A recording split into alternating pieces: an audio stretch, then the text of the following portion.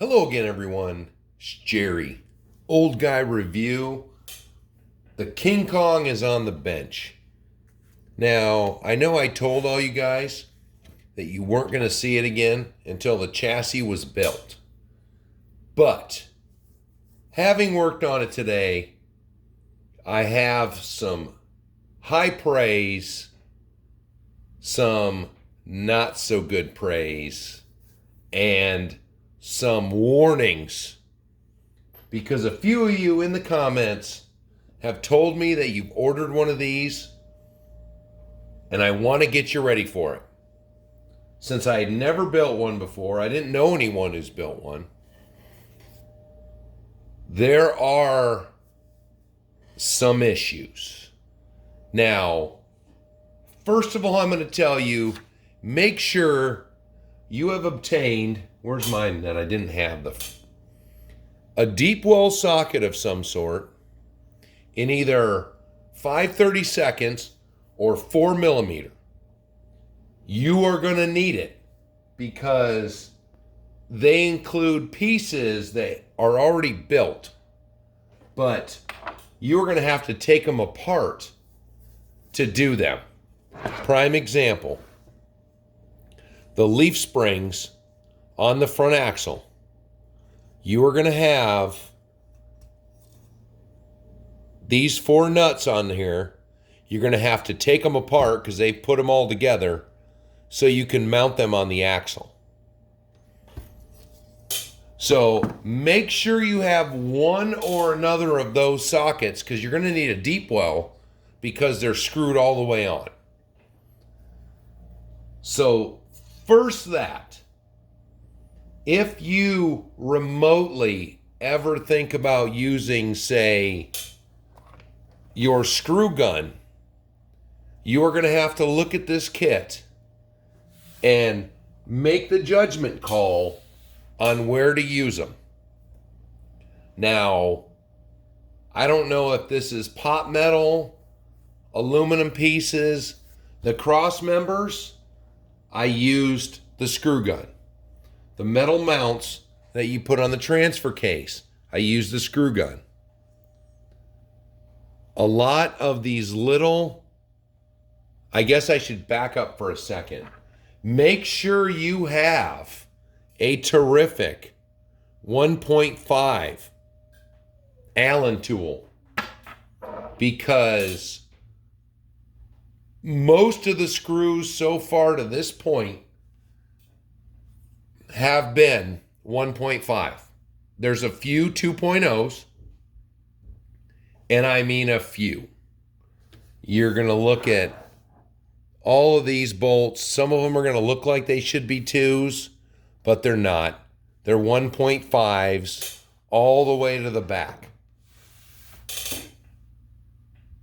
Second of all, to make it a little easier, they include the little tools that you need to put the realistic hardware on with. And you're going to want to make sure these are so small. What a pain. The bumpers have them. The rear bumper, the front bumper, they all have inline. There's this strange silver section in the rear end that is all going to require this little nut or this little tool,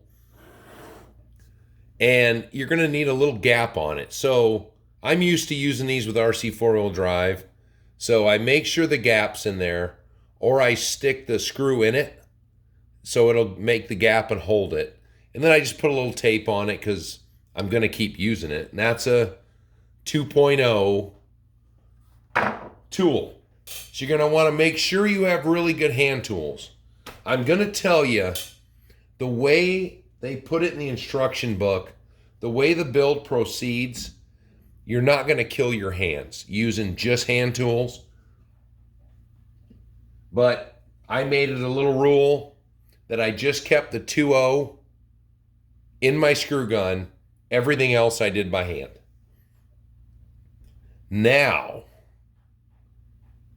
you'll notice the front's all together.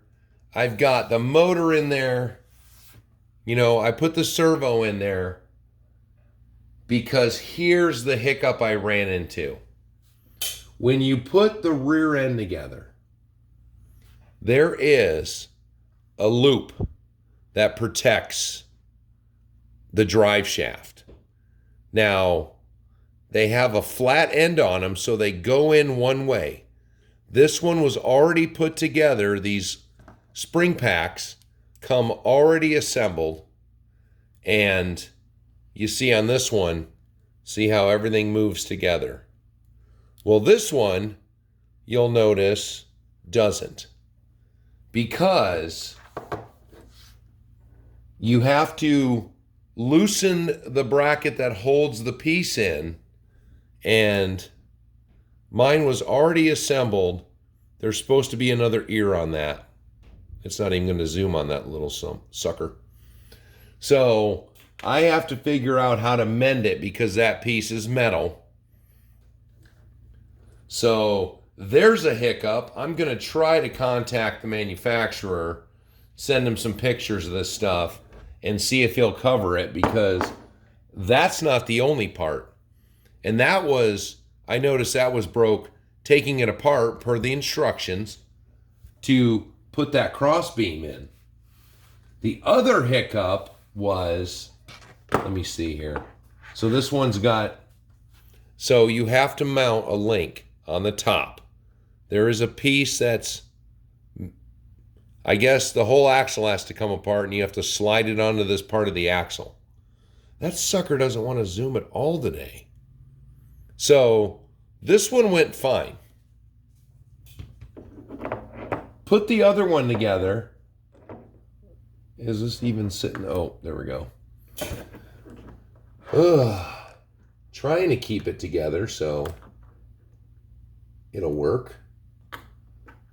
If and when I mend this.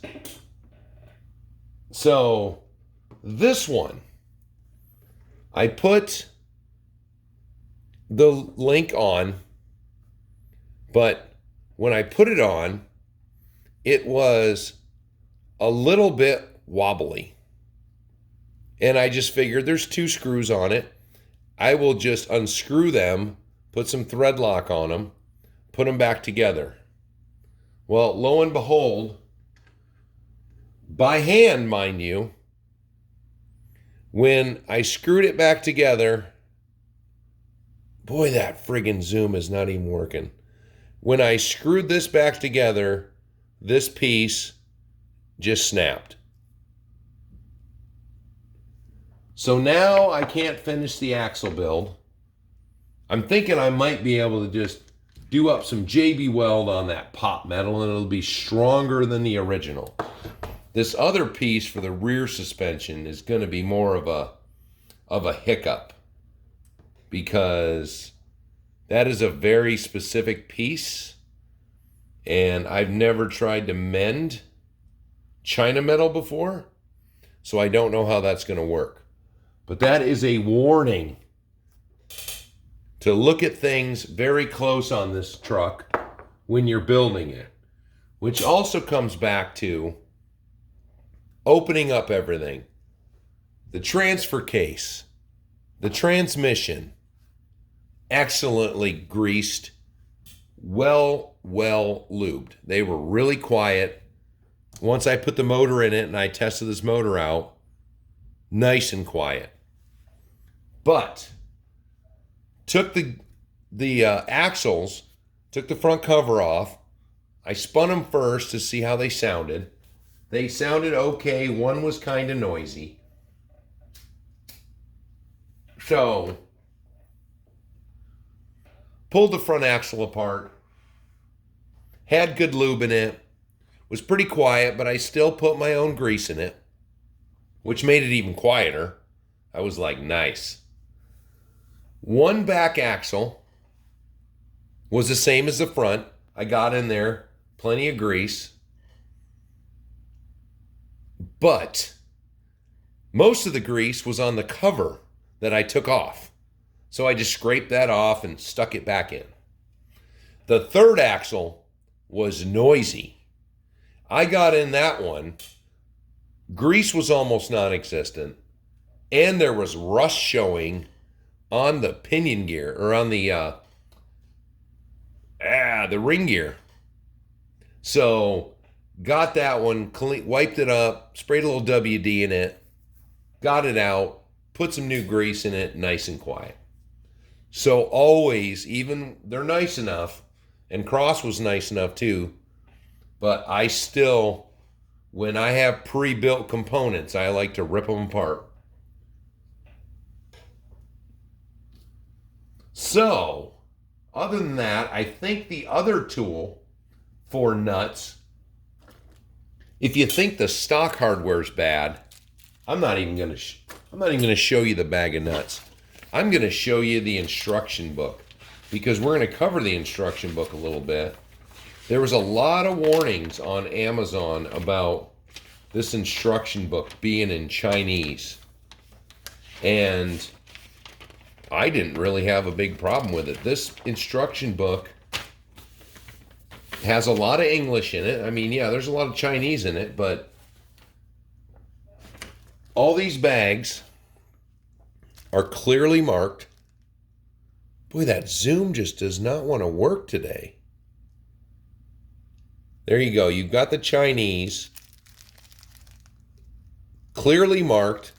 I just laid them out on the table. Went in order, because just like the bag, the instruction book will be the same way. It gives you the Chinese, but then it also gives you the American, which is no problem, which is like right there. You've got English first, then Chinese, and then it tells you how many of them.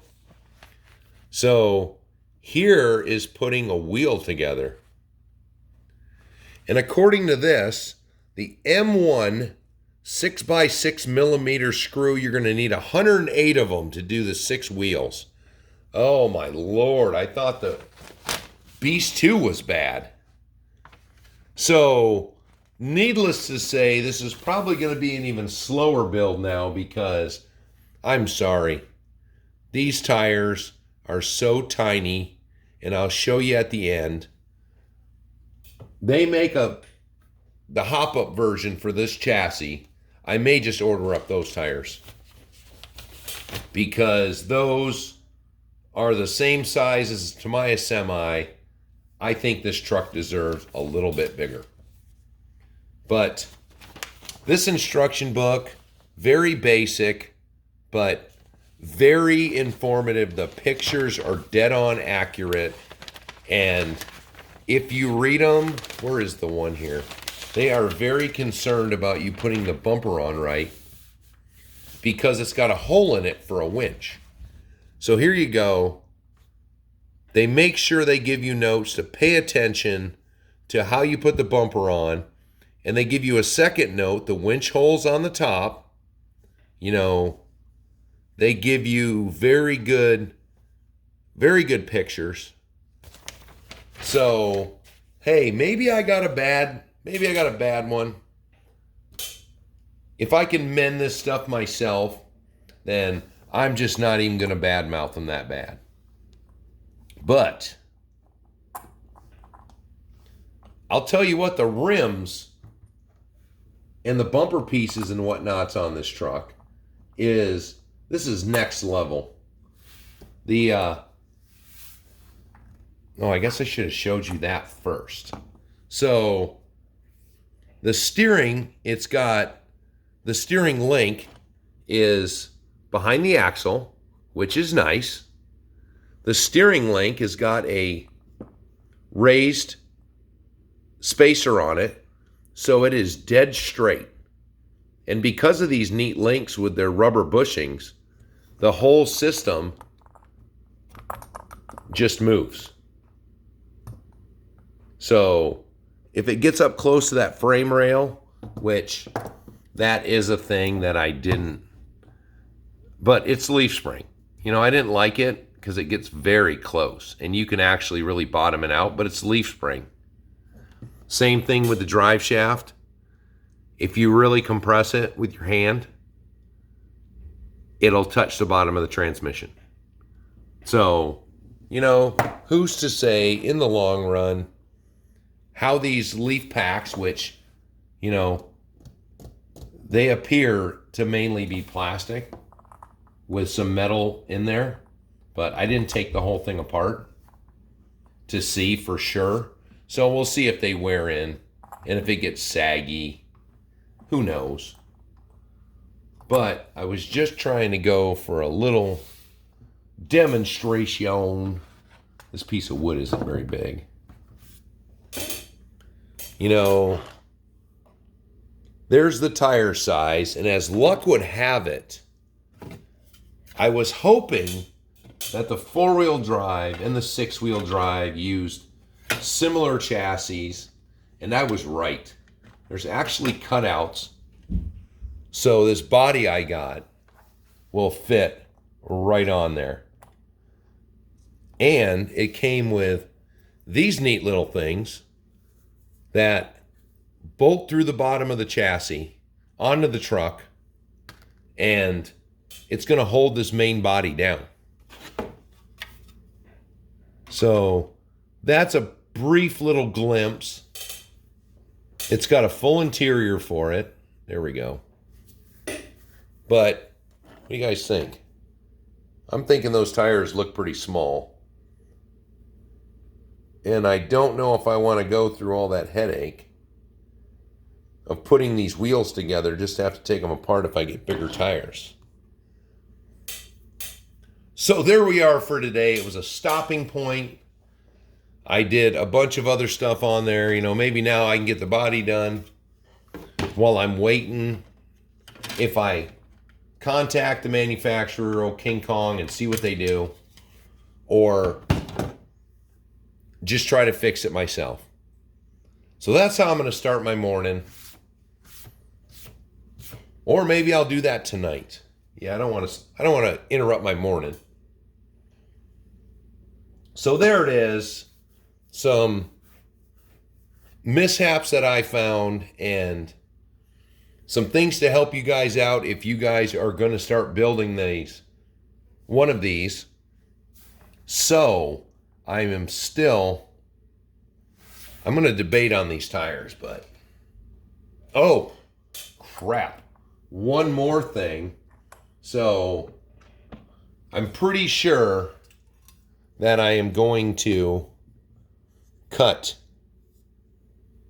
the excess from the leaf packs off, because the steering arms right here hit that. I haven't tried the steering with the body and tire on yet, but it hangs up in both spots. So just another thing to think about. There you guys go. For any of you who get these, I wanted to make sure you knew about your tools you're going to need and headaches you may encounter. This is Jerry. Talk to you later.